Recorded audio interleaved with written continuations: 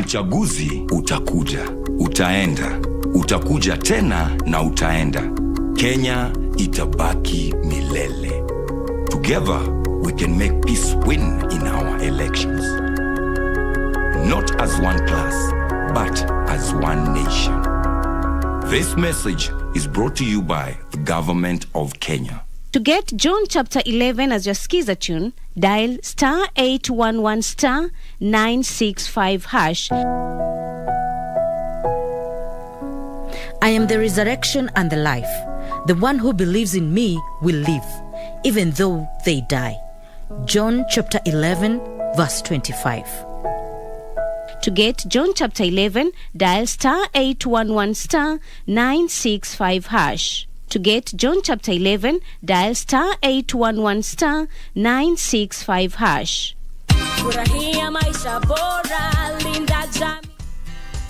Banki imeconfirm pesa zimeingia. Congratulations Sam, gari ni lako sasa. Shukran.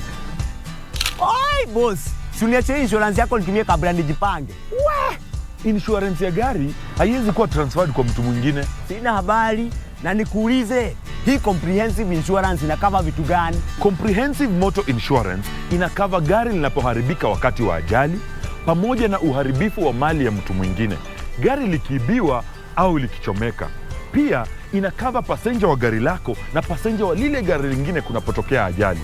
Kwani umenisahau mimi kama driver? Dereva hakui covered na comprehensive insurance, ila anajitafutia personal accident cover.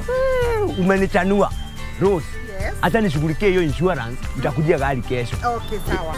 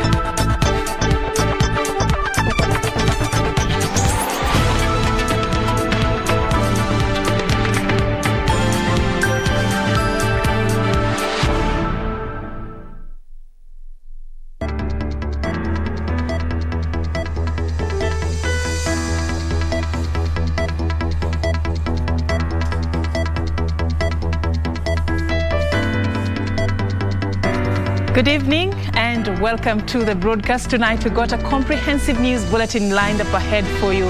President Uhuru Kenyatta is in Geneva, Switzerland.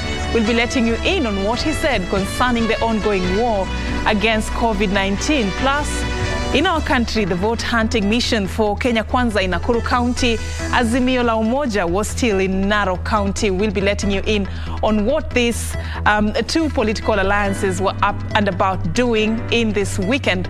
Lined up ahead in our comprehensive news bulletin that begins right now. But first, let's get our top stories.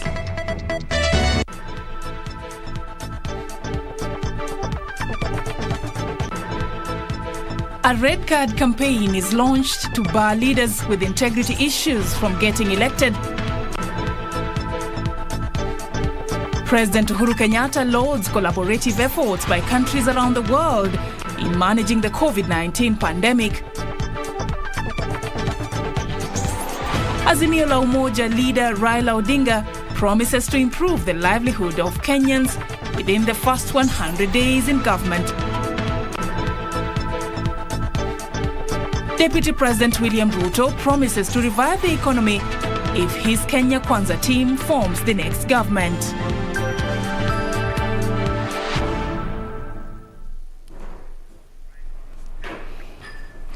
Once again, welcome to the broadcast. John Jacob Kere is away tonight. My name is Serfine Achieng, doing this together with Lensa Odingo, our sign language interpreter. Later, we'll be joined by Richard Munga on the sports news. But now let's begin with our top story. President Uhuru Kenyatta has hailed the collaborative efforts by countries around the world in managing the COVID-19 pandemic. Speaking during the 75th World Health Assembly in Geneva, Switzerland, the head of state also commended health workers for going against all odds to mitigate the spread of the deadly virus. President Kenyatta has called for further investments in innovations for dealing with neglected tropical diseases such as malaria. President Uhuru Kenyatta joined other global leaders at the World Health Complex in Geneva, Switzerland for the 75th World Health Assembly. It was here that the head of state commended the collaborative efforts by countries around the world and the World Health Organization in managing the COVID-19 pandemic. In this year, commemorating the healthcare workforce, I would be remiss not to mention the dedication and commitment of all our health and other essential workers throughout this crisis. Throughout this pandemic, WHO has been instrumental in galvanizing the actions of governments, scientists, development partners, and the public in taking actions that were needed to contain the transmission of COVID-19. President Kenyatta also pointing out that the pandemic has necessitated the emergence of several local manufacturers of health products and technology, calling for strategies to be put in place to ensure their sustainability. The pandemic, however, also exposed the over-dependence of developing countries to external markets, thereby hampering efforts to ramp up production of the necessary health products as well as technologies. To support the sustainability of new manufacturing initiatives, all stakeholders must come together to address the financing, coordinated technology transfer, including affirmative action, as well as market access for locally manufactured products. He further advocated for a change of strategy in combating neglected tropical diseases such as malaria. In 2020, there was a rise in the global burden of malaria, with an estimated 627,000 deaths and 241 million new cases of the disease.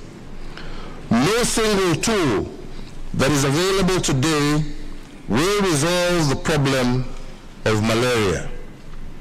I therefore call for greater investments in innovations for malaria, TB, HIV, and other neglected tropical diseases.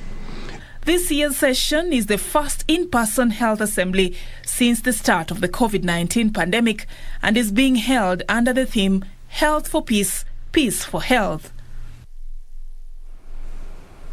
Now back into the country, the National Integrity Alliance is now calling on Kenyans not to elect leaders with questionable integrity in the August polls. The alliance says that the election of such leaders has led to the country losing almost a third of its budget annually to corruption, while ballooning the public debt and spiraling inflation. Zainab Said reports. With 78 days left before Kenyans head to the ballot box, the National Integrity Alliance is asking Kenyans to desist from electing leaders with integrity queries come August 9th. Let us just do it now and deny anyone who has been charged in court that opportunity to remain at the ballot and seek another public office or the same public office. The alliance that comprises Transparency International Kenya, Inuka Kenya ni Sisi, Mzalendo Trust, the Institute for Social Accountability, and the Kenya Human Rights Commission have, however, called on the electoral body to ensure such leaders are locked out of the ballot.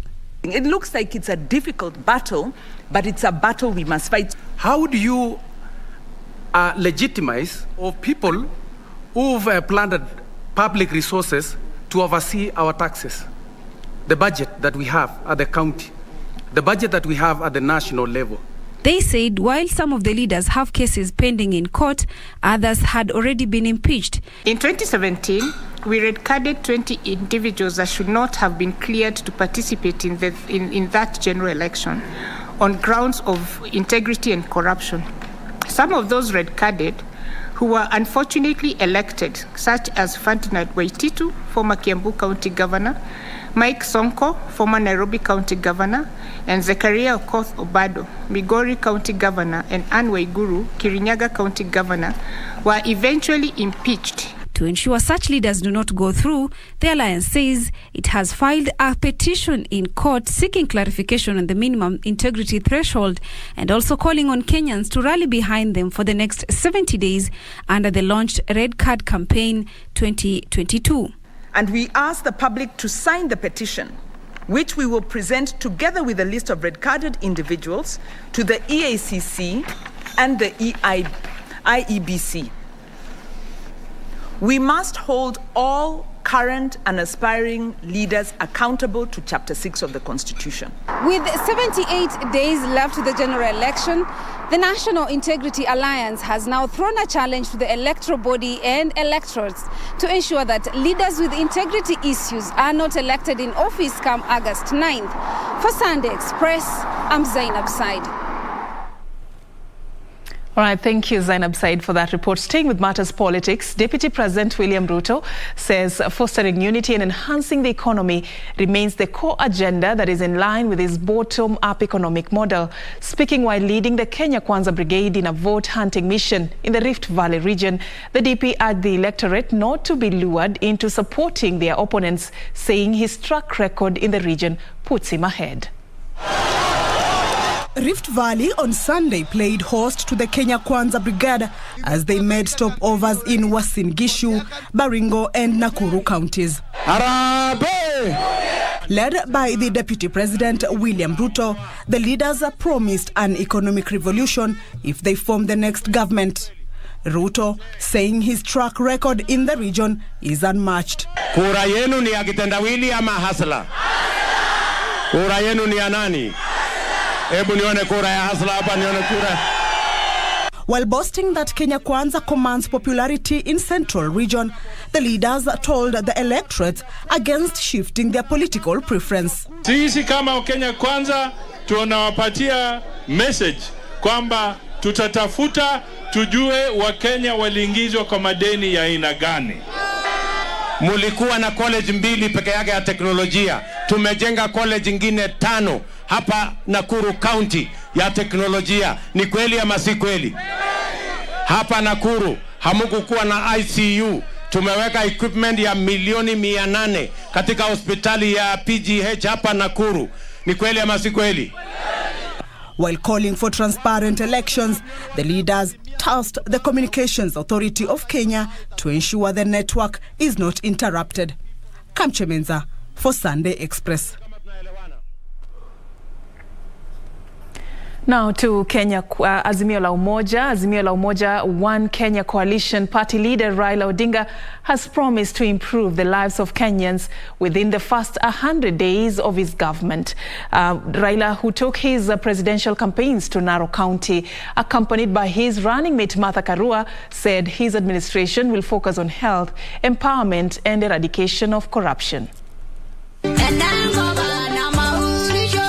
Azimio La Umoja One Kenya Coalition Party, led by leader Raila Odinga and running mate Martha Karua, held a series of campaigns in Narok County in a bid to woo voters 78 days to the general elections.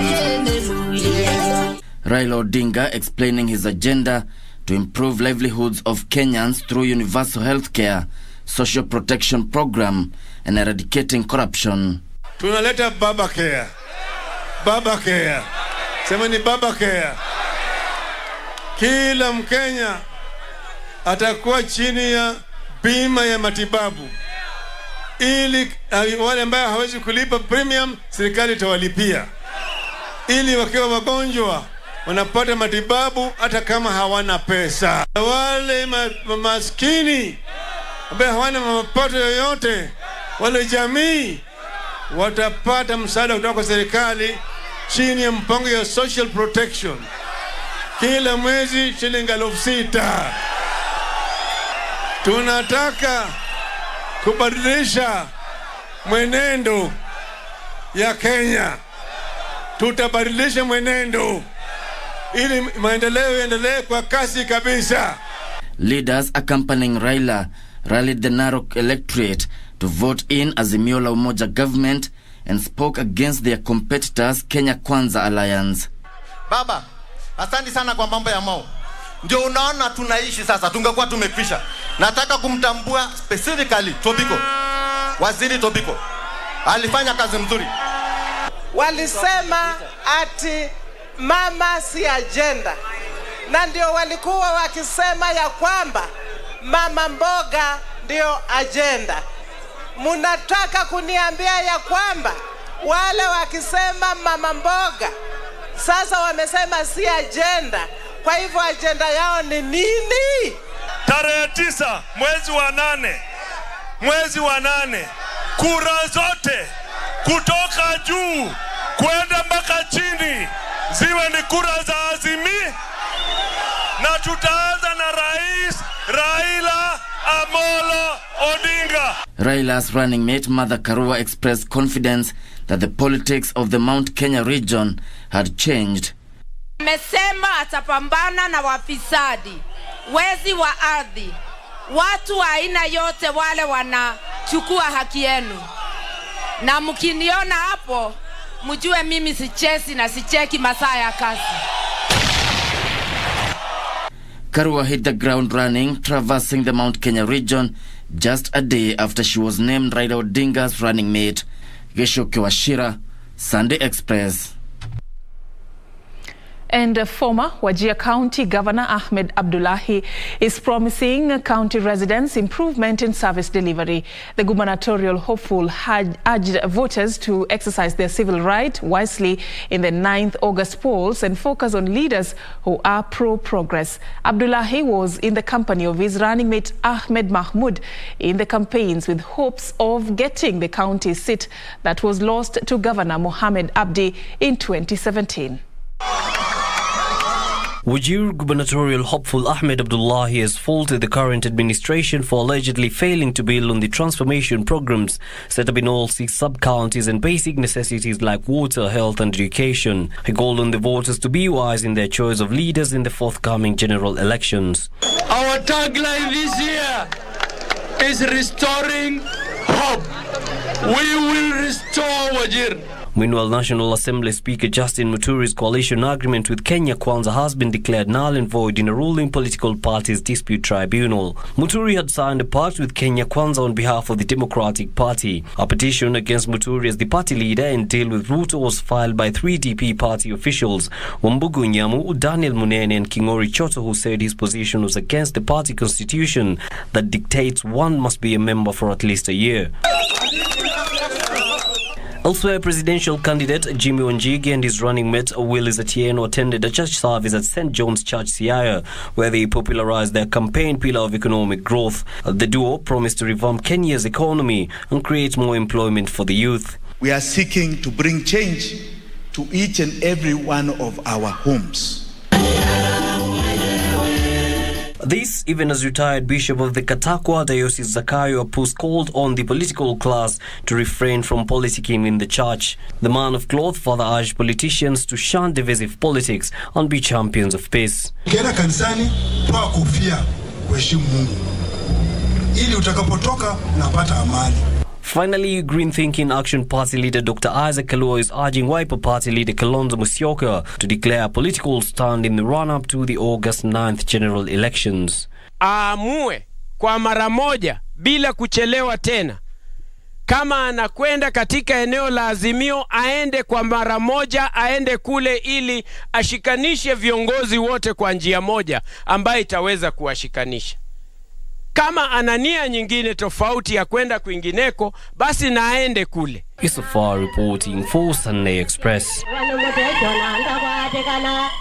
Now, the community of people living with HIV, together with different stakeholders, have called upon members of the public to take the initiative and end stigmatization in the country. Speaking at the International Candlelit Memorial Day, celebrated every third Sunday of May, the stakeholders noted that stigma hinders their adherence to treatment of HIV and AIDS. Jacqueline Masharia now reports. And we say that may their indomitable soul.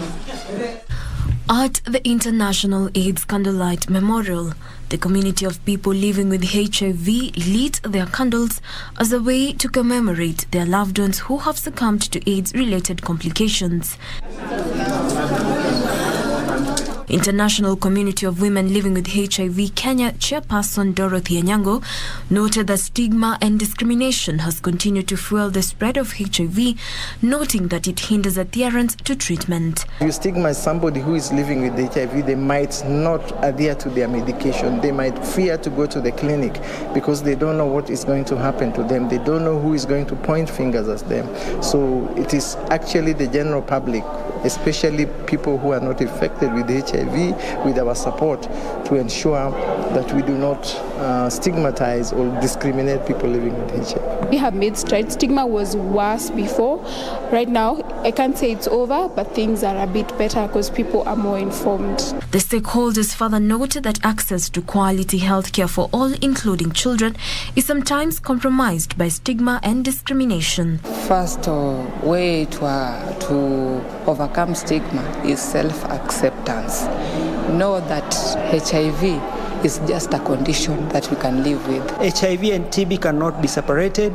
At some point, most of our population or most of our community have died as a result of TB, which is one of the leading causes for people living with HIV and AIDS.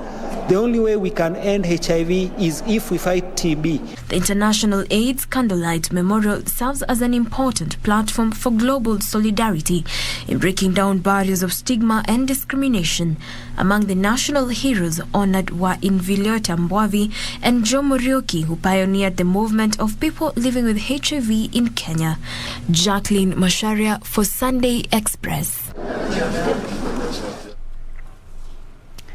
All right, thank you, Jacqueline, for that report. Still lined up ahead in our comprehensive news bulletin, our reporter Yusuf Farah spent a day at the Sera Community Conservancy in Samburu County and filed an interesting report that will show you a special bond between human beings and a black rhino. That report coming up, plus much more we still have lined up ahead for you. Do stay with us as we take this short break.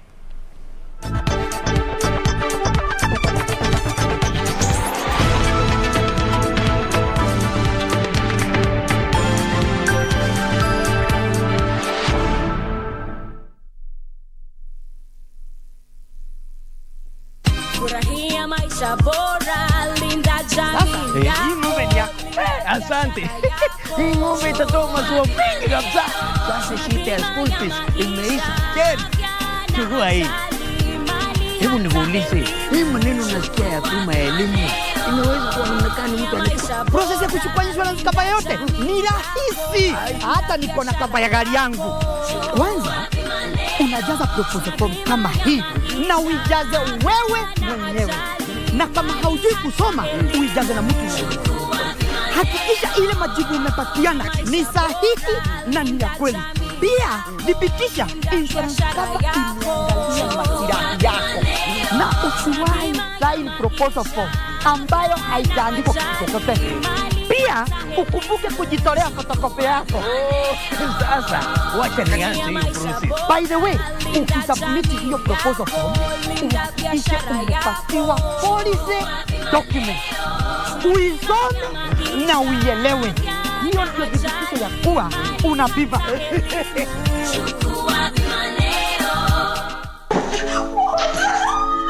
This could be you, your sister, brother, daughter, son, or a friend. Say no to gender-based violence. Report any form of violence to toll-free number 1195 or to the nearest police station.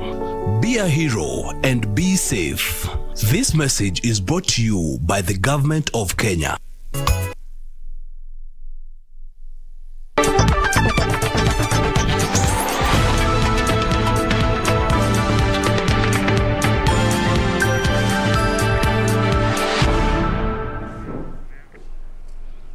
Welcome back and thank you for staying with us. Now, in this second part, we take you to the coastal region.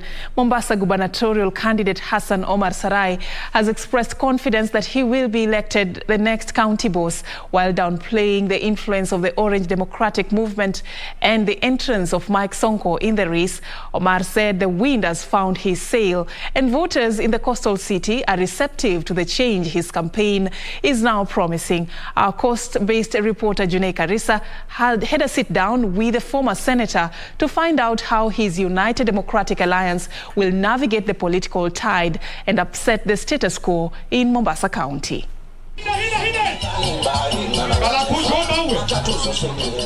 Hassan Omar was elected the first Mombasa County Senator in 2013, but chose to seek the gubernatorial seat in the 2017 general elections, but lost to Hassan Joho.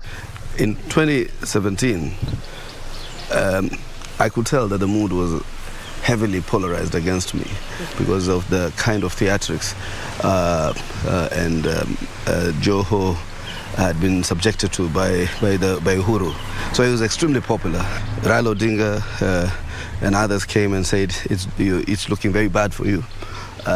We need to see whether we can have a pact where you're a senator and Joho is governor. But in my view, I had come through the race to that point, and I could almost tell a Shahabal kind of backlash that we has experienced by trying to pull out of the race when I had raised all these expectations towards the people. And I said, let me put up this fight for the sake that I first wanted to give the people of Mombasa a distinct alternative. This year, the former senator believes he has a chance to become governor. We are in a winning formation. The UDA party is strong. The UDA candidate for president is extremely strong. UDA is now the lead party in Mombasa. Therefore, all these factors put together, I believe I'm in a better position than I was last election. Hassan Omar's United Democratic Alliance recently signed a coalition pact with the Pamoja African Alliance Party, a deal he says will have a huge political advantage for his campaign. I think I have a greater chance to deliver the governorship than my brother, Professor Kingi, and I will hope that maybe we can have a man-to-man, woman-to-woman, frank conversation about how best we can proceed with a political coalition. Hassan Omar believes that the entry of Mike Sonko in the fray only works to his advantage. Outside being an insult that the fellow is an impeached governor who is a failure in all regards, be it politics, be it social, be it in any other gauge or measure of competence, is the fact that he adds a certain spin which I think must be resisted by the people of Mombasa. He says neither Sonko nor Mvita Member of Parliament Abdul Swamad Sharif Nasir can provide the leadership so much desired by the coastal city. ODM in the coast region is as good as vanquished. Kenya Kwanza, UDA, will win the coast region by a significant majority. We will, I think, will outpace ODM in manners that they could not believe. But who will he pick for a running mate? My running mate is as well as decided, but I will want to make that announcement in a manner that is more official. Despite opinion polls placing him a distant third in the race for Mombasa governor, Hassan Omar believes the final verdict will go his way come August 9th. I have done well in every opportunity or opposition I have held, and there is no rocket science to being the governor of Mombasa. I will apply the same integrity and the same zeal to serve the people of Mombasa. Juni Karisa Mbele from Mombasa County for the Sunday Express. All right, and we'll keep updating you on how the Mombasa County gubernatorial race will continue to shape up and develop.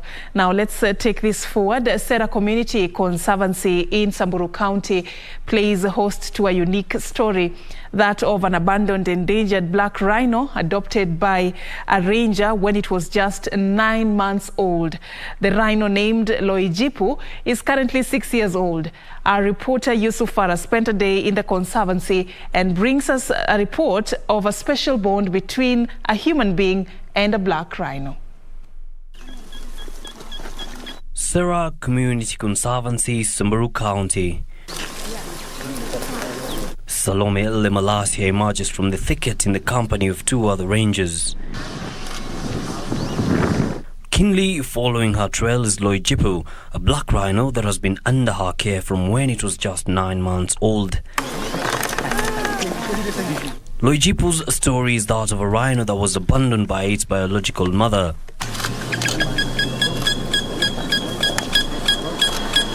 And found itself in the care of Salome. The ranger tells me that from the day she found the baby rhino, she developed a bond akin to that of a mother and child. Here we get to see where Loijipu has grown up in the company of Salome, who was so into its care to the point of sharing this shed.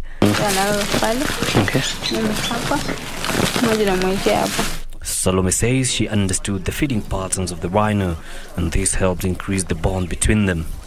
Nimefanya naye faru tangu akiwa na mwezi 9, so sasa kuna mwaka 6. Akiwa mgonjwa, mimi nitajua kumgonjwa. Kama ana maji ya kunywa, nitajua analia. So vitu mingi tunategemeana naye. Vile nilikuwa namuogopa, nikimwasha anarudi kambi anakuja kulia, mpaka naenda naye malishoni. Tunalala kishaka pamoja, narudi baadaye kambi jioni pamoja. Her work is made easier by the 9-1 mobile anti-poaching unit that plays watchdog of the community conservancy with the help of other rangers here. Their efforts are complemented by cameras installed in strategic points across the conservancy to monitor and track activities. No poaching incident has been reported since they came here, thanks to joint efforts between Kenya Wildlife Services, Labour Wildlife Conservancy, the Sera Community and the Northern Rangelands Trust. Wakora bado hajakuja hapa sababu anajua hapa iko na security tight sana. Ukiona hapa kwa hii kambi ambayo unaona officers ni mingi sana na iko kila kona. Right now we are also getting tourism coming to this area, and there is a percentage. There's a 60% go to the community priority and 40% plug back to conservation. The ranger has a family of her own and has revealed that sometimes a keen expressed fear of the rhino becoming wild and turning on her, an issue that she has dismissed, saying the bond they share supersedes any possibility of Loijipu putting her life at risk. Sina hofu yote kutoka kwake. Kwa sababu tunaelewana. Namjua wakati kuna hasira, nakaa mbali kidogo naye apoe, pia ninamwongelesha mpaka anatuliza. Salome's father calling on poachers to refrain from the vice and join the community conservancy in different capacities. Wanyama wametuinua kimaisha, kama Sera nenda mbali sana, inajulikana Sera. Pia wanyama wamesaidia community, wametusaidia pia sisi tukiwashunga. So tungependa poaching iko pande kwetu. Nikienda kumtafuta kwa kishaka, hata kama simuone lakini naona nyaya yake ni fresh, kwa karibu. Nikimuita tu Loijipu, anasikia anakuja mahali niko. Lakini mtu mwingine akimuita hawezi, kama anaelewa sauti yangu. The Sera Community Conservancy is home to 19 endangered black rhinos with a breeding sanctuary for the animals. As for these two, their story continues to unfold. Loijipu is currently 6 years old and one of the most endangered rhino species in the world. Her adoptive mother Salome hopes by the time she is let into the wild fully, she will be able to fully take on the wild independently. Yusufar reporting for KBC Channel 1 from the Sera Conservancy, County of Samburu. My Child Loijipu, an interesting feature there by Yusuf Faradan in Samburu County. Thank you, Yusuf, for that. Now, across the counties, 26 families in Sabaki Estate in Machakos County, whose houses were gutted down by fire, have received donations of food items from gubernatorial aspirant Wavinya Ndeti to help with their upkeep. A child's life was cut short and another one is receiving treatment in a nearby health facility after sustaining serious burns as a result of the fire. The affected families are still reeling with shock of the fire tragedy that woke them at night. Speaking after donated food items to the affected families, Machakos County gubernatorial aspirant Wavinya Ndeti condoled the families, saying that the fire could have been caused by an electric fault. Hawajui moto ulitokana na nini, wengine wanasema ni stima, na tukiangalia hakuna gasi lilipuka, pengine huu moto ulitokana na upande wa stima. Na ndio nawauliza watu wetu, tuangalie tu tukiconnect electricity, tuhakikishe tumeita watu wa Kenya Power wakuja watuconnectie vizuri, ndio tusipate madhara kama haya tumepata. Meanwhile, Empowerment Liberation Party gubernatorial aspirant Dr. Rose Mulwa from Machakos County has urged women to support fellow women by voting in large numbers for women vying for various leadership roles. Women, we are the majority according to the census. Yes. And what I'm saying, women, we do not need money to put women in office. Yes. We are the numbers. So we are the majority. Yes. She, however, condemned those hurling insult at Martha Karua following her appointment as Raila Odinga's running mate.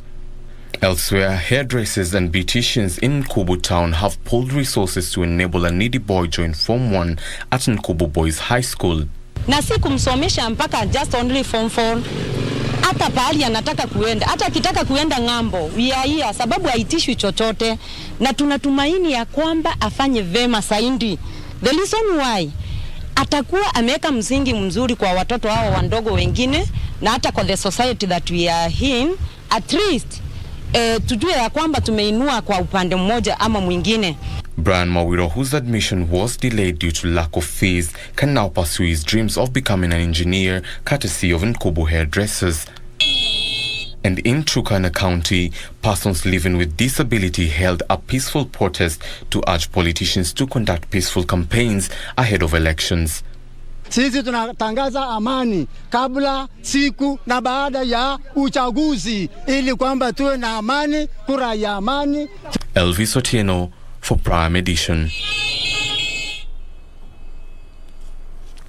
Now, the use of biotechnology in organic waste management is gaining traction in environmental conservation. Many farmers and industries are gradually looking towards locally produced bacterial solutions to clean their workplaces and contain pollution. On the process this week, Nisi Imano breaks down the stages in which bacteria is turned into a safe and affordable agent of environmental conservation.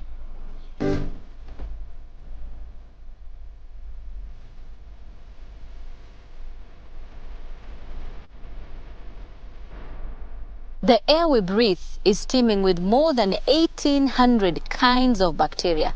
Here in Kitengela, this company uses bacteria for waste management, recycling, and resource management. This is EcoSave Africa, where Daniel Wanjuki is the director.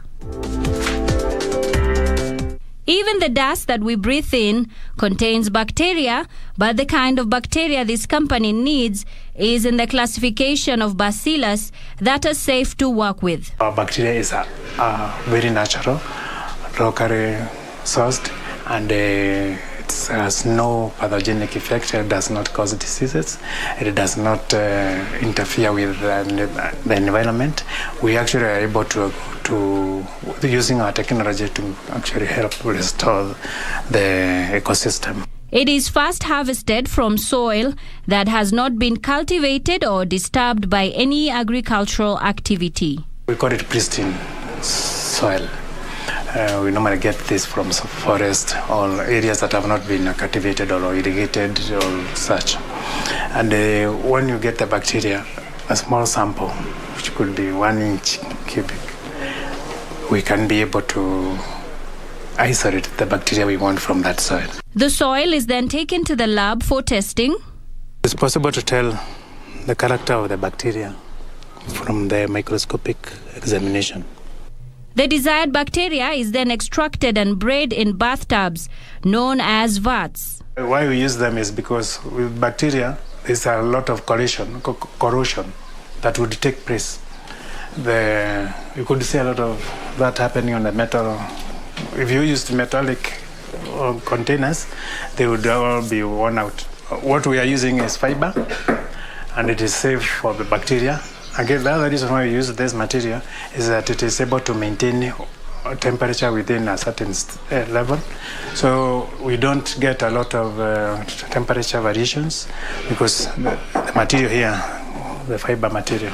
During the breeding, the bacteria is fed on nutrients such as vitamins, starch, carbohydrates, calcium, and every food needed for dietary needs. Every morning, one of us has to come and feed this product. This is a mixture of several nutrients, and that's what we add into the system. A fresh batch of bacteria initially takes 7 days to mature. We incubate the growth phase that takes about 7 days. If it's a fresh culture, it takes 7 days for it to become this highly populated. Subsequent stages or phases take 24 hours. That's a very high growth rate, and that's how we actually able to service so many clients using this small space. A fresh batch of bacteria is needed after 6 months from the initial stage. If you go for a long time without reintroducing a wild type, we call it wild type, which is a fresh culture, then the viability of the microorganism goes down. After the breeding comes the harvesting. You see the white culture, the white cream on top of this container, that is bacteria that is ready for harvesting. And when it is ready for harvesting, one way to do that is you come and scoop everything. Here, a sieve and container is needed to safely collect and store the bacteria. After the harvesting, the bacteria is dried for easy transport and long shelf life. Where you dry the bacteria in a specialized manner that it does not kill the bacteria with too much heat, nor does it leave it damp. Because if it's damp or moist, it's going to rot. The dried end product is weighed and packaged in khaki paper bags, while the liquid extract is also packaged but in jerry cans. The bacteria is used to eliminate bad odor in sewerage systems, water bodies, farmlands, stables, and septic tanks. So there are so many industries today, hotels and institutions of higher learning, including municipalities that are depending on our product for waste management. If we take it to a factory that is having problem with the smell, that's odor, they are not able to meet the discharge parameters that the NEMA allows you to discharge to the environment by just using this amount. You know, this one single fermentation vat, it is able to sort them out for a whole month or 2 months or 3 months. In an instant like a school, the same volume actually would sort out waste for about 500 people for the whole year. The bacteria is also used in the recycling of water, which is eventually used for farming. Reporting for KBC from Kitengela in Kajiado County, I'm Nisi Imano.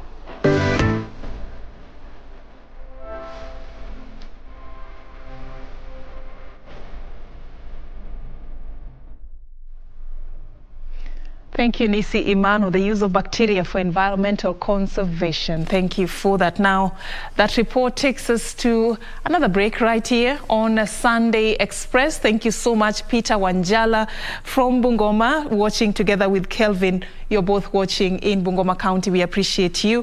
Kwame Nkuruma from Homa Bay County, watching together with your family. Also, thank you. Keep interacting with us on social media at KBC Channel 1. Use the hashtag Sunday Express. Don't go too far. When we come back, more coming on the sports news.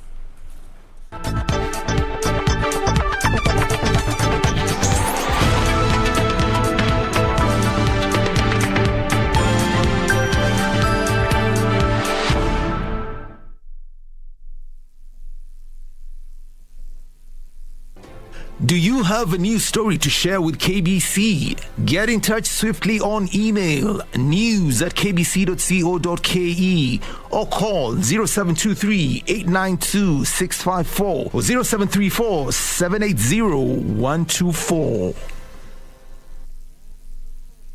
Our arts and entertainment industry has evolved over the years.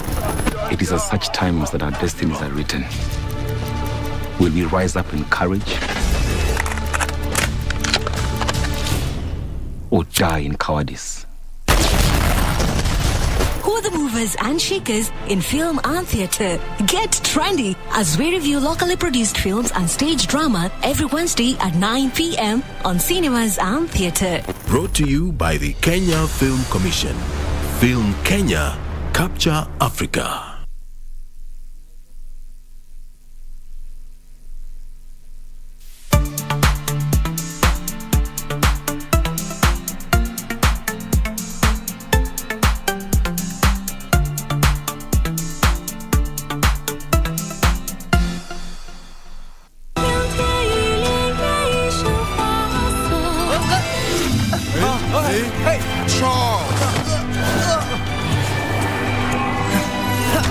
The Heavenly Kingdom will note this.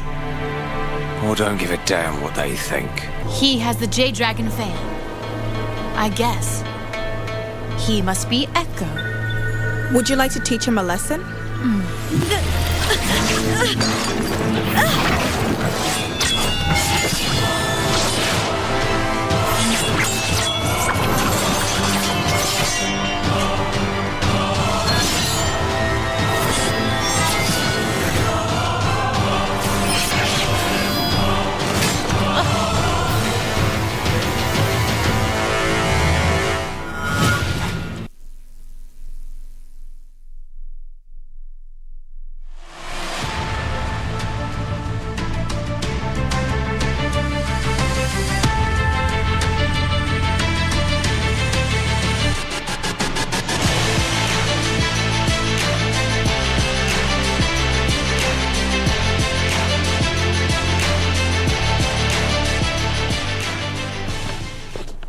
Well, now Vihiga Bullets, of course, held Lindsay Stars to a barren draw, while Kariobangi Sharks lost to Bandari in a KPL match played today. Internationally, of course, a couple of leagues coming to an end today. Richard Munga with the Day Sports. A lot of updates in regards to sports today. But first, let's get the sports segment underway with our top story tonight, whereby Kenya Commercial Bank women's volleyball team humbled Achieng Mimosa of Ivory Coast by 3 sets to 0 as the Africa's Club Championship got underway in Libya, Tunisia. Meanwhile, Kenya Rugby Union received a 5.9 million shilling sponsorship from BetSafe, which will help them fund the ongoing Kabeberi Sevens. KCB humbled Achieng Mimosa of Ivory Coast by 3 straight sets as the African Women Club Championship got underway in Libya, Tunisia. The bankers, led by Kenyan international Mercy Mohim, Sharon Chepchumba and Eddie Sowisa, won the first set 25-13 before bagging the second set 25-12. KCB went on to win the third set 25-10 to send an early warning. In another match, Prisons Kenya humbled CN Spikers of Nigeria by 3 straight sets. KCB, Prisons Kenya and Kenya Pipeline are representing Kenya at the Continental Showpiece. Meanwhile, the last edition of the National Junior Under-15 Swimming Championship will be held from the 3rd to 5th of June in Nairobi County. The 15-year-old Junior Swimming Championship will attract more than 500 swimmers, aiming to grab the available slots in the upcoming Commonwealth Games. Secretary General of the Nairobi Swimming Federation, Ken Karani, stated that the competition is important, calling swimming clubs to come forward and participate. Elsewhere, the Kenya Rugby Union received a 5.9 million shilling sponsorship from BetSafe, which will help them organize the ongoing Kabeberi Sevens rugby tournament in Nairobi. All participating teams will receive a cash prize of 500,000 shillings, with the winner of each group receiving 100,000 shillings. The overall winner of the competition will receive a cash prize of 500,000 shillings, while the runners-up will receive 300,000 shillings. You know, the clubs through the pandemic has been a tough 2 years, and hence it's for us, part of our CSR initiative was to also to support these rugby clubs to ensure they host a successful tournament. National women boxing team to the just concluded IBA World Championship arrived back home today from Istanbul, Turkey. Kenya will have to launch another charge for medals in the global showpiece after coming short this year. nashukuru sana kamati ya Olimpiki kwa kuweza kukit team na viongozi wetu wa shirikisho ama ngumi za ridhaa BFK kupatia support yote ili wachezaji waweze kushowcase ama kuonyesha talanta yao katika mashindano haya. Kenya has never earned a podium finish since the inception of the championship in 2001. Kenya's medal of full light heavyweight pugilist Elizabeth Adiego lost on points to Turkey's Elif Ghana in the last 8 to ensure the national team bowed out empty-handed. The championship attracted 310 boxers from 72 countries. For Sunday Express, I'm Daniel Mwendwa. Dan Mwendwa, of course, thank you for that report. Elsewhere, Chicago Marathon second runners-up Eric Kiptanui and Rotterdam champion Stella Barsosio will lead Kenyan charges at the Commonwealth Games in July and August. The team of 8 athletes promised to write history by winning the highest number of medals for the country in the club games slated for July 28th till August 8th in Birmingham, UK. Other athletes named in the team are Jonathan Korir, who finished second at last year's Shade Marathon, Philemon Kacheran, who placed third in Valencia last year, and reigning Fukuoka International Open champion Michael Githai. The women charges comprise 2-time winner of Standard Chartered Nairobi Marathon Purity Changwoni, Margaret Wangare and Maureen Chepkemoi, who is fresh from winning in Shed Marathon in April. NOC President Paul Tergat expressed optimism of a stellar performance by the team. In terms of what we have been taken through, in terms of their preparation, in terms of the performance and all that, I think we have the very best team to represent the country during the Commonwealth Games. So the only thing that maybe I was trying maybe to urge these athletes is to tell them that congratulations, you have earned a very prestigious place in the national team to carry the flag of the country, and we are going to make sure that we will provide everything that they need.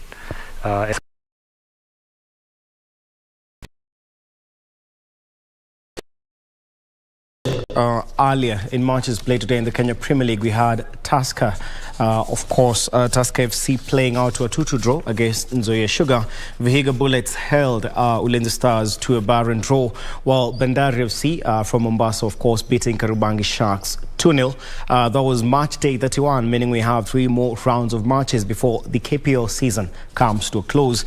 Now, internationally, 10-man RB Leipzig lifted the German Cup at the third attempt, winning 4-2 on penalties, having fought back to draw 1-1 against Freiburg after extra time at Berlin's Olympic Stadium. Leipzig coach Domenico Tedesco finishes his first season with a trophy, having replaced Jesse Marsch last December. Hit long towards Hurler, and now it's a foot race between Hurler and Halstenberg. Christopher Nkuku equalized in 70 minutes after Leipzig had Marcel Halstenberg sent off zone with a trophy, having replaced Jesse Marsch last December. They lift their first ever major trophy, and they will hope it is the first of many. Meanwhile, 2 goals in 3 extra time minutes by substitutes Ryan Jack and Scott Wright won Rangers the Scottish Cup against Hearts and eased the pain of the Europa League final defeat last weekend. The Ibrox side claimed the trophy for the first time in 13 years after Jack crashed a shot in off bar from the edge of the box before Wright finished low past Craig Gordon. Ryan Jack with the strike at long last that put Rangers in front in the Scottish Cup final. Knocked down, but Rangers have risen. It does come to Scott Wright. What a finish! Deadly Scott Wright, and that might just be the killer blow. The wait may have been too long, but Rangers' name is back on the Scottish Cup.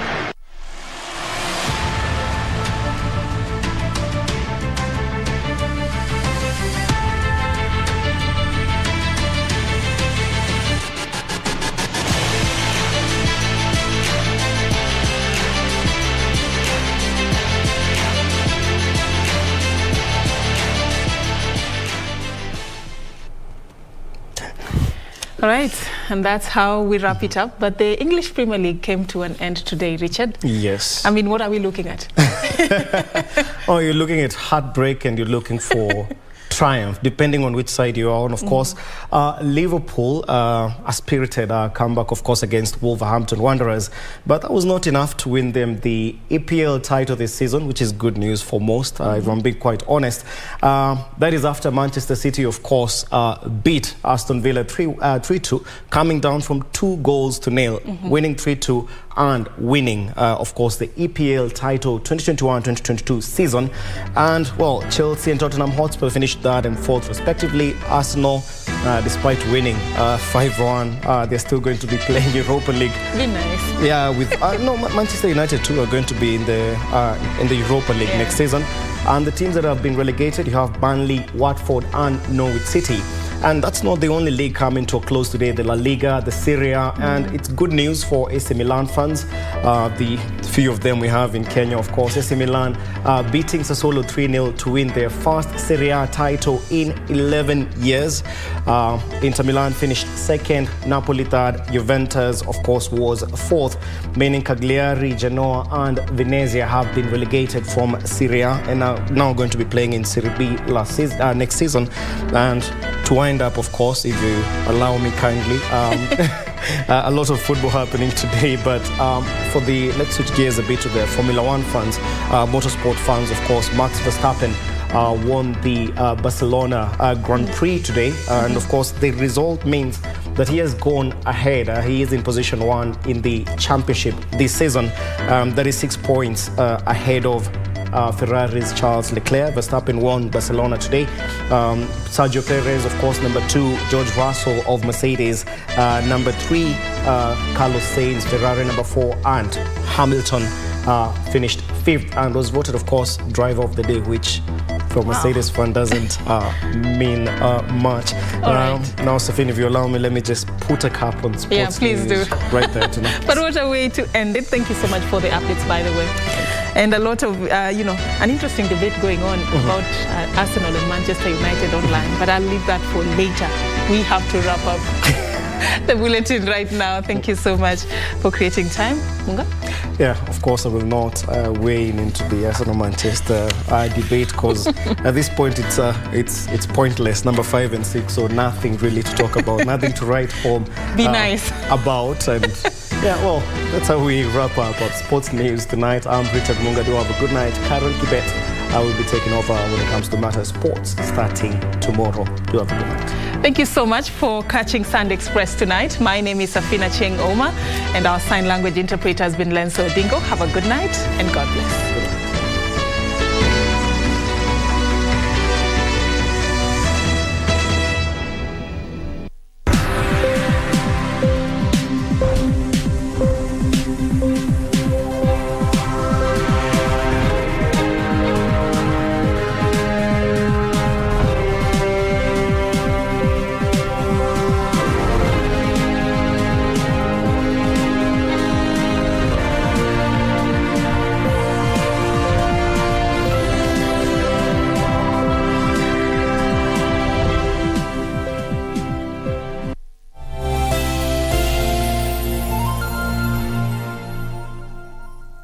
Some people dream of success, while Good Morning Kenya is here to make that happen.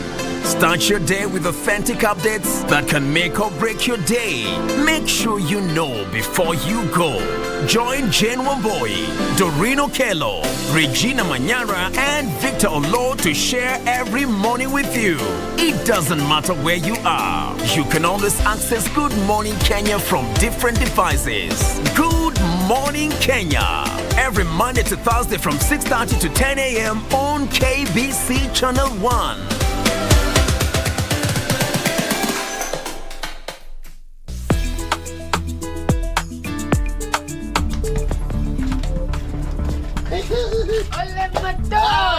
Yes. Mami nakuuliza. Sisi tulifight waboberu tugawa na gina tatabare tugawatoa. Kumbe tumebakisha mabeberu ngine hapa. Yaani mimi ni beberu. Ushai pepetwa na mwanamke wewe? Nipepeta kama moto sasa. Mimi niko na wageni huko unaniweza hapa hivi alafu unaniambia ujinga. Umetegea tovu ya anagula mabuyu na asali. Ukaona ugule pesa uchefujie. Ukalia nini? Sistuli hapa hivi. Sistuli huko ndani hapo uweze kalia hapo ni makosa. Hakuna. Wewe unakani kama hauko sawa hapa upstairs. Sasa baba